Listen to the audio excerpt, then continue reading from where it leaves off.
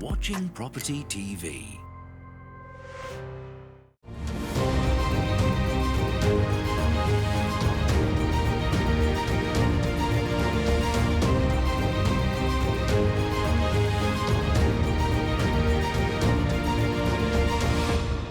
Hello and welcome to Property Question Time. I'm Stephen Galpin and this is the show where you can have your property related questions answered by our team of experts. And what experts we've got today? Hayley Andrews, welcome to you. Investor, mentor, founder of Your Freedom Empire. How are you doing? I'm very well, thank you. Good. How was your trip down today? Awful. Stressful.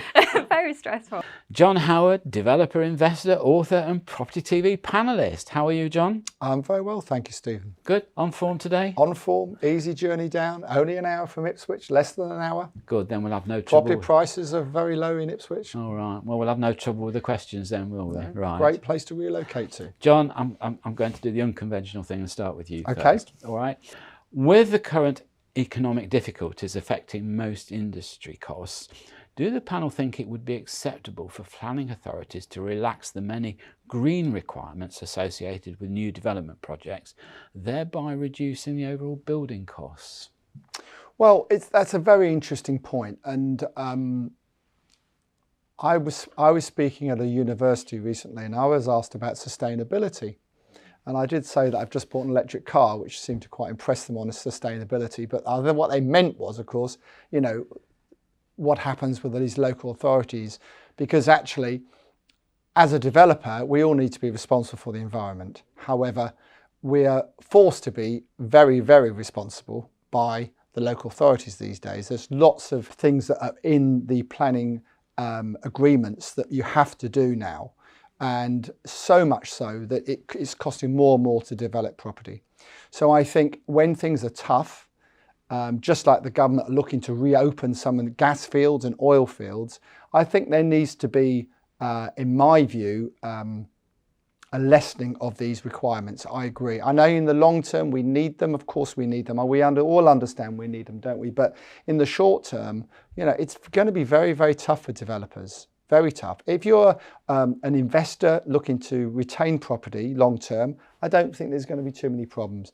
But for developers where build costs have gone through the roof, and at the moment people have masked that problem with the prices going up, pro rata really, but that's going to stop now. You know, property prices in the next 18 months aren't going to go up. And there's so much cost involved in developing these days, especially with these green policies. I think they should do. Will they do so? I doubt it. But John, I'll let Hayley have a go in a minute, but you know, I've got 2 points here. I did development down the road here. They made us put in 2 biomass boilers at £1.5 million each as reserve boilers. Yeah. Then, of course, once that was all done, they realised that where do you store all the biomass fuel? Because wood chip is essentially flammable and dangerous in a huge residential building. Even more so now with what's happened with Grenfell and so on. So I'm just very concerned that the people that are driving this sort of green requirement, I'm not altogether sure they know what they're doing. No. I really don't. And then, forgive me if I got the figures wrong, but I think I read somewhere it was something like 20 or something % on your electricity bill that goes to a green fund. Yes, a green levy. Yeah. Right. Is it going to a green levy, or is it just going into the government coffers? I don't know. It's just another. Is it ring fenced? It's another green. It's a green tax, isn't it?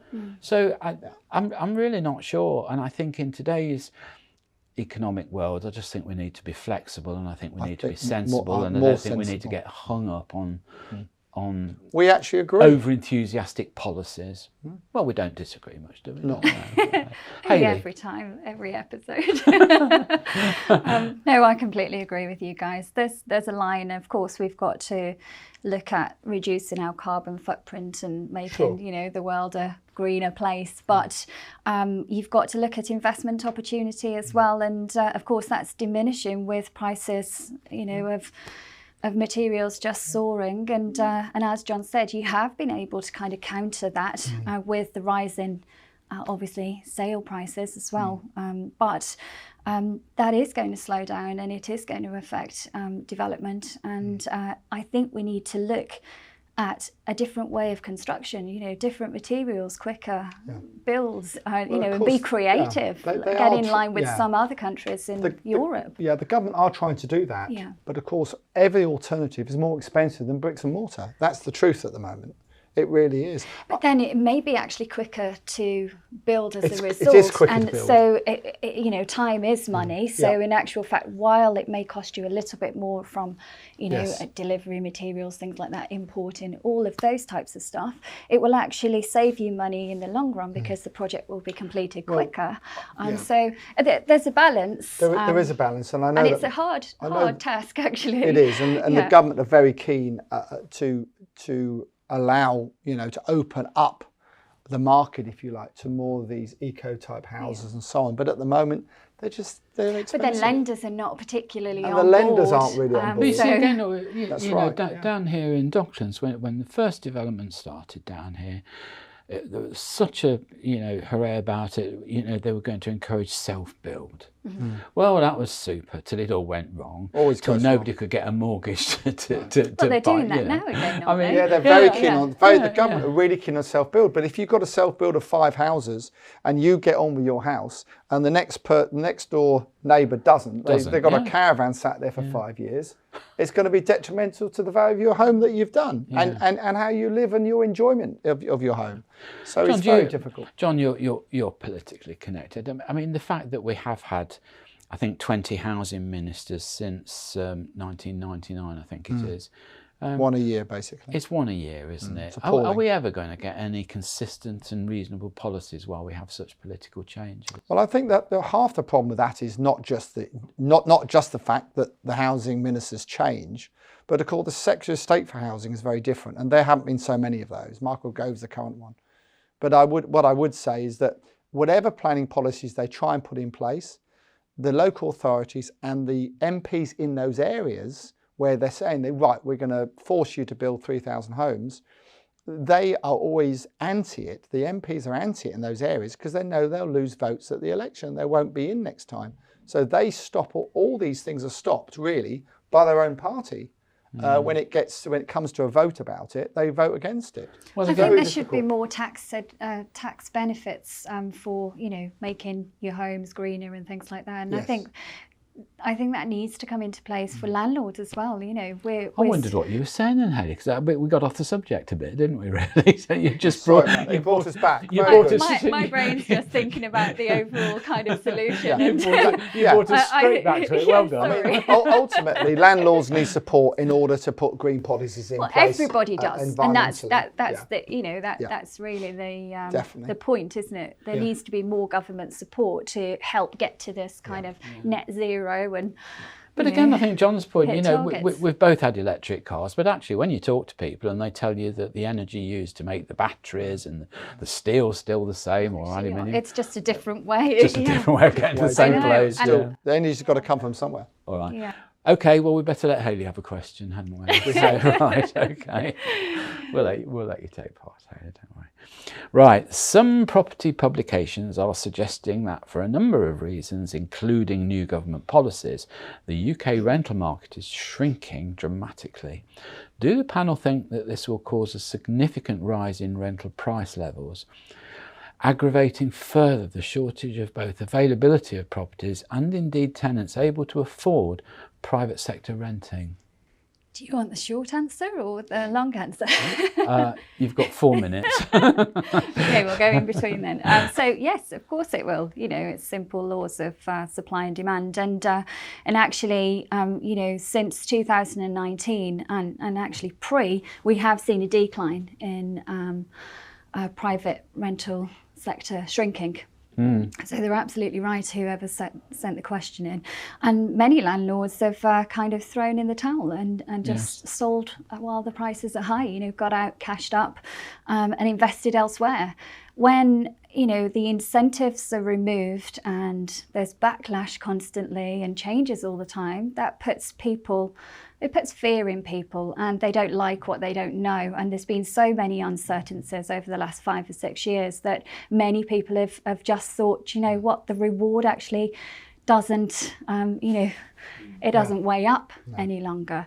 So I don't blame them. They've had a hell of a lot of backlash over the last few years. I think COVID was kind of the last kind of straw for many people, with the restrictions on evictions and things like that, with tenants not paying rent for 12, 13, 18 months or even longer, and you could do nothing about it. I think that while many people may say that landlords have had it easy for a really long time, they've actually had a hard time over the last 5 years, and most certainly the last 3. And I think most, and we, as a result, not only do we have people selling up their portfolios and leaving the industry or placing their investment elsewhere, development, things like that, commercial, we also have less people coming in, which is just adding even more stress to local authority waiting lists, which is already astronomical. I think this government has had a real issue with private sector landlords, and it shows. And actually now landlords are saying, do you know what, you've made your bed, now lie in it. They will see how easy we've as buy-to-let landlords have had it. There's a couple of things here, Hayley, isn't there? I mean, if we go back to the late 80s, then Thatcher brought in the assured short-hold tenancies to give tenants a reasonable amount of security, but also the facility for landlords to get their properties back if they required them. Because circumstances change, you may be able to let out a property for a number of years, but your circumstances change. You may need it for yourself. Your finances may not sort. Freedom. And I'm just bewildered by the government's attitude now that they're bringing sort of penal tax supplements for landlords. They are positively discouraging the smaller landlord, and at the same time they're saying, well, why isn't there more private letting available? 10 years ago they were encouraging this, and actually, I think there's a misconception that landlords are wealthy or cash-rich individuals, and in actual fact that's not the truth. In your world they may be, John. Blame me, I would. What have I said? World, you may have armchair investors that are just looking to park their capital somewhere and appreciate over time. In actual fact, the majority of people with small portfolios are working class people, and they've actually scrimped and scraped. They've pulled the money together. They've sacrificed for the good of themselves, their family, and their own future to get above the breadline. We are missing one point here, and that is that these buy-to-let landlords are taking away the opportunity for first-time buyers. I don't think that they are. And that's what the government. That's what the government believes. That's what they're selling. That's what they believe on a high level. That is not actually the case of what I see. Can I tell you, John? I disagree. I've been it's a long time, and my view is, I think Hayley's right. The type of landlord that is the wealthy landlord just trying to park their money can find a lot better things to do than be a residential landlord on a buy-to-let portfolio. Really can. Well, what I would say... I'm going to have to stop you there because we need to go to the break. So okay. There we are. That's all we've got time for in this half of the show. So join me again after the break when John and Hayley will be answering more of your questions. You are watching Property TV. You are watching Property TV. Hello and welcome back to part 2 of Property Question Time with Hayley Andrews and John Howard. Welcome back, guys.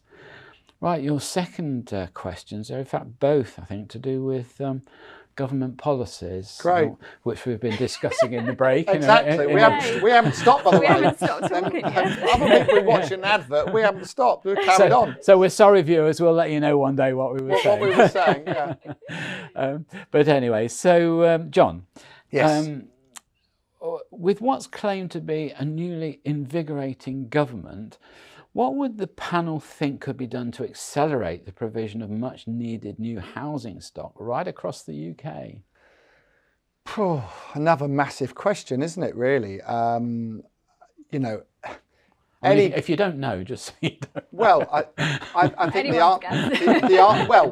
let's say what they have done, because which is remarkable for a Conservative government, they have allowed councils to build new homes. Now, with taxpayers' money. But no idea what they're doing. Well, to a point, you're right, but they have allowed that, and for a Conservative government to allow councils to build council houses is very.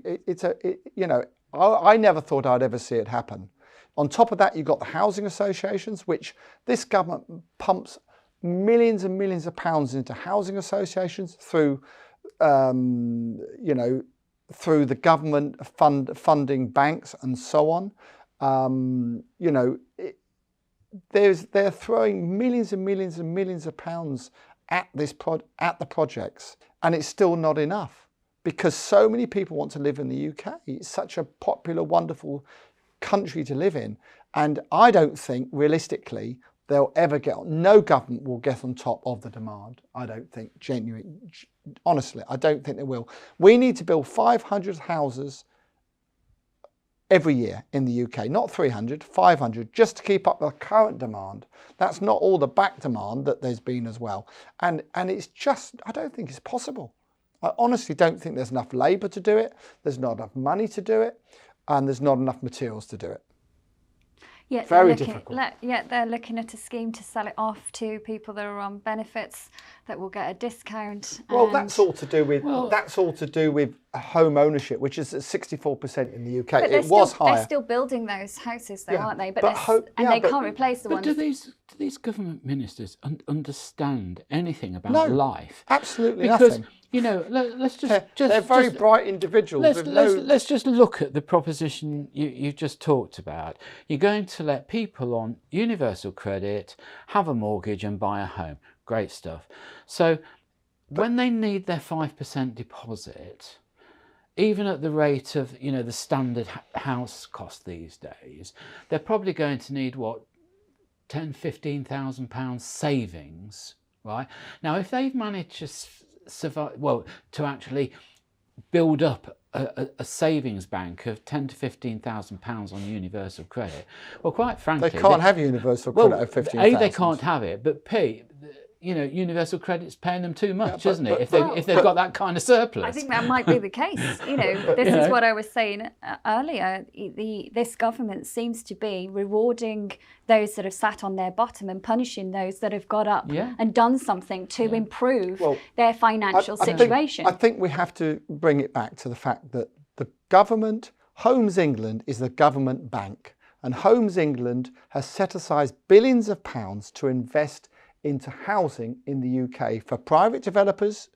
I borrowed 15–20 million pounds off them. Other developers are doing the same and more, as well as they're lending it to housing associations and local authorities. So they are doing a hell of a lot, this government, to try to sort the problem out. The fact is, the problem is too big to sort out, in my view. That's the problem. I'll tell you what I think. I don't think the problem is too big. I think with a balanced view, looking right across the market, balancing out the different sectors. Look, not everybody these days wants to buy a house. No. A lot of people are quite satisfied to rent. While we have movement of labour around the country, they're trying to level up around the country. Yeah. You need flexibility. The last thing you need to do is buy a house in London and then find yourself going to work in Manchester. I mean, it's stupid.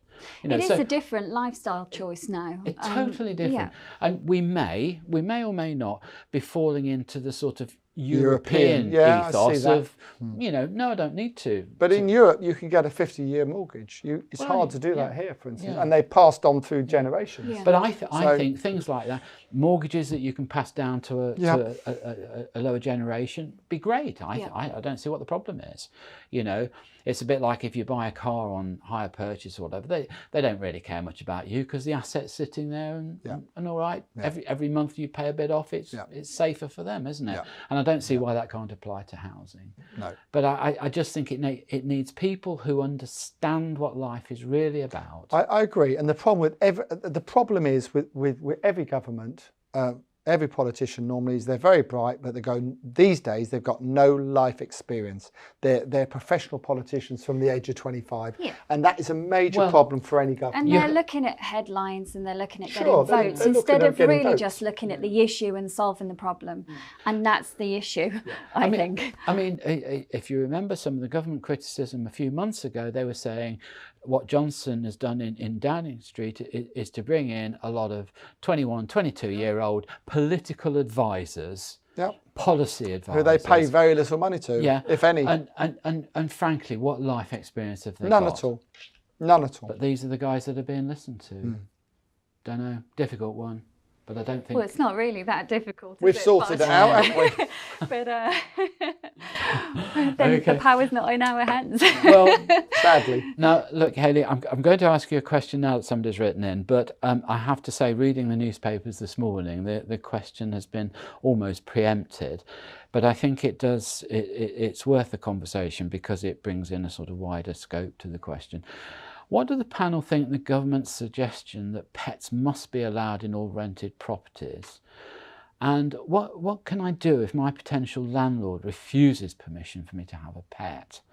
Well, I saw in the newspapers this morning Mr Gove is announcing in Parliament that he is bringing in compulsory permission for pets. Along with one or two other things, no fault possessions and things like that. But I think this business of pets and dictating again to landlords what they can and can't do with their property is a difficult one.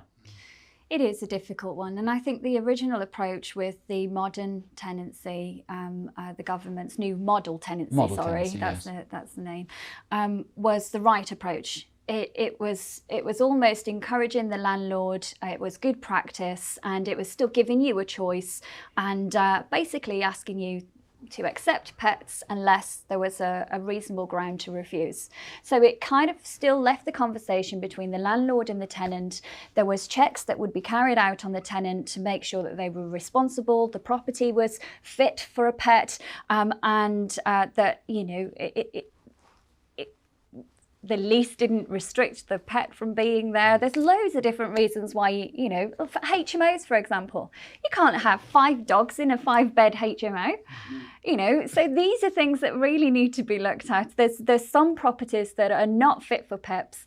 You've also got to look at not only the building itself, you've got to look at the welfare of the animals. I mean, as you were saying in the break, Stephen, you know, you live in a glass Penthouse. Box, Yeah. you know, your apartment, as beautiful and massive as it is, I've been there, wouldn't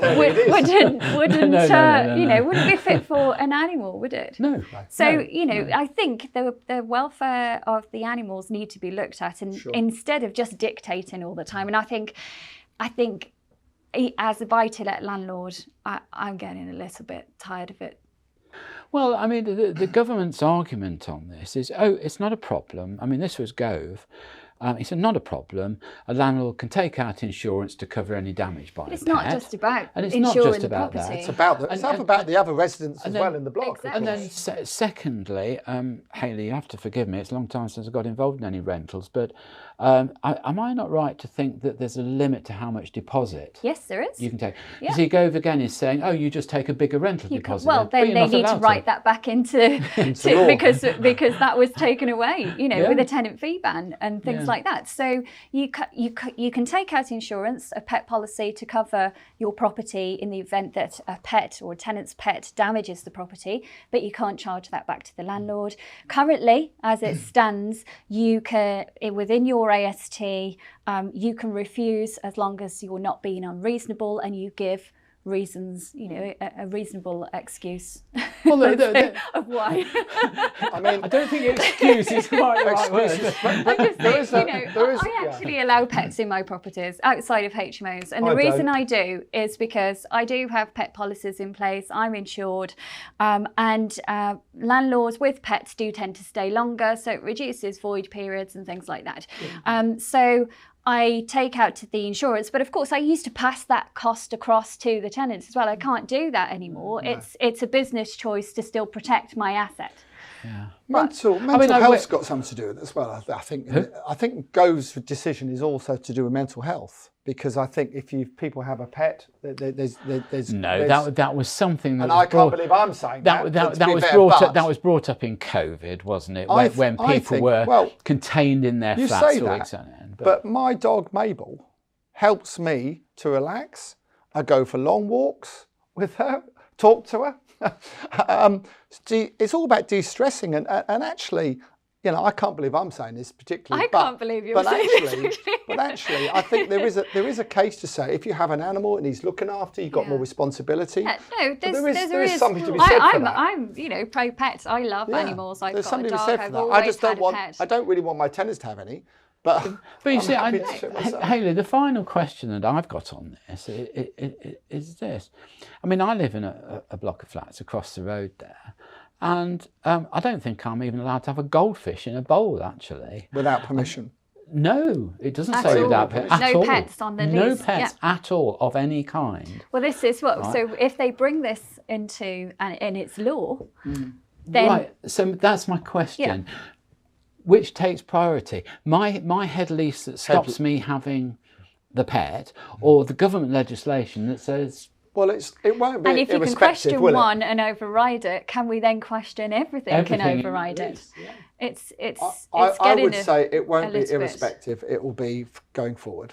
I mean, John, you know, I think this is just Nonsense. so basic because, you know, if the block of flats you want to go in doesn't accept pets, well, go and live somewhere else then. Go and live somewhere that does.